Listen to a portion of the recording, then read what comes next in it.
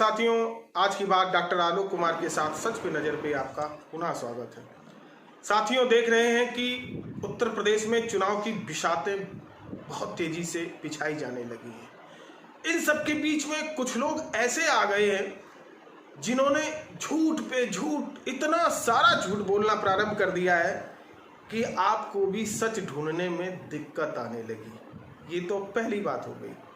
दूसरा पहलू ये है कि झूठ जो बोलता है वो एक झूठ को छिपाने के लिए दूसरा झूठ और दूसरे झूठ को छिपाने के लिए तीसरा झूठ, और इस प्रकार अनवरत झूठों की एक श्रृंखला खड़ी हो जाती है। ऐसी जब झूठों की श्रृंखला आपके सामने खड़ी हो जाती है तब आपकी नागरिकता और आपको होशियार हो जाना चाहिए।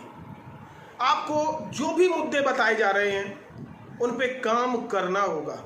कोई अगर ये कह देता है कि इस पृथ्वी को मैंने बनाया है तो आप उसे क्या सहजता से विश्वास कर लेंगे?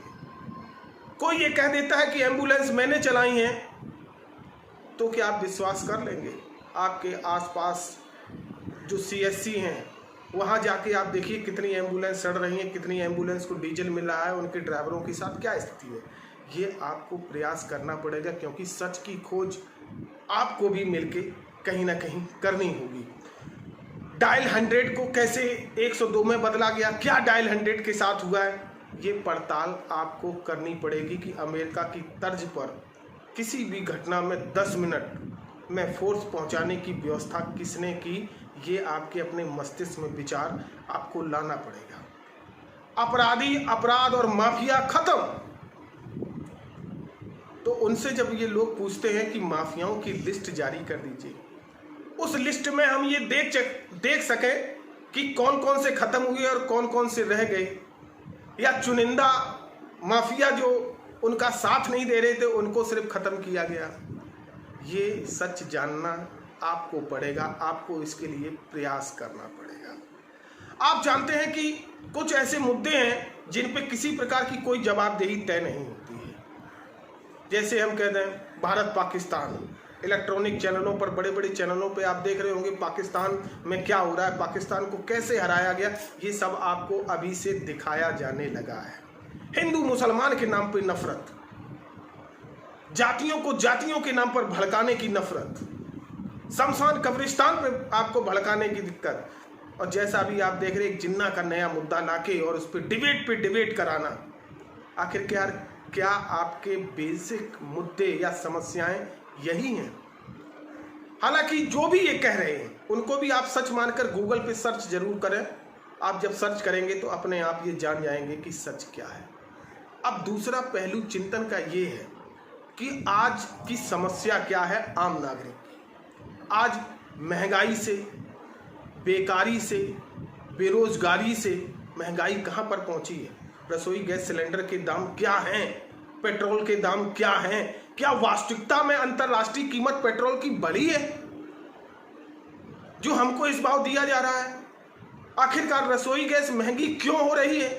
क्या कारण है? इन सबकी खोज तो आपको करनी होगी। कोरोना काल में आपके साथ क्या व्यवहार हुआ? आम नागरिक किस प्रकार से क्या परेशान रहा? कोई चीज फ्री दे रहा है, जैसे कह दिया जाए, कोई कह दे वैक्सीन हम फ्री दे रहे हैं, तो फिर पेट्रोल पे इतना किस कारण लिया जा रहा है? और पेट्रोल पे अगर हमसे शुल्क वसूला जा रहा है तो वैक्सीन फ्री क्यों कही जा रही है? पैसा तो हमारी जेब से जा रहा है। ये सारे जो प्रश्न हैं, जीएसटी का प्रश्न, चाहे महंगाई का प्रश्न, नोटबंदी का प्रश्न, आपको पुरानी घटनाएं, चाहे हत्याएं हों, चाहे हाथरस की बेटी के साथ अन्याय हो, मनीष गुप्ता के साथ गोरखपुर में जो एक व्यापारी के साथ पुलिसकर्मियों द्वारा हो, ये आपको अपने मस्तिष्क में एक बार सोचना होगा, और सोचने के बाद ये तय करिए कि सही क्या है और गलत क्या है। देखिए, एक एक नागरिक से, एक एक नागरिक की बेहतरीन सोच ही भारत को विश्व गुरु बना सकती है, प्रदेश को सही हाथों में पहुंचा सकती है। तो इसके लिए जनाब आपको प्रयास करना होगा। आप फेसबुक और व्हाट्सएप यूनिवर्सिटी पे सिर्फ विश्वास करके आप अगर अपने मस्तिष्क में फिर से अवधारणा बनाने लगे तो फिर ये समाज के लिए, देश के लिए खतरनाक हो जाएगा। सच सच ही रहता है, और झूठ चाहे कितना आवरण के साथ परोसा जाए, झूठ ही रहता है।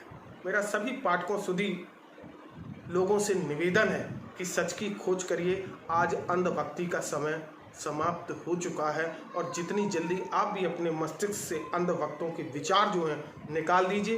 वैज्ञानिक तार्किक चिंतन अपने मस्तिष्क में रहिए। इसी से हमारे देश का भला होने वाला है, हमारे समाज का भला होने वाला है। इसी के साथ मैं आपसे विदा लेता हूँ। जय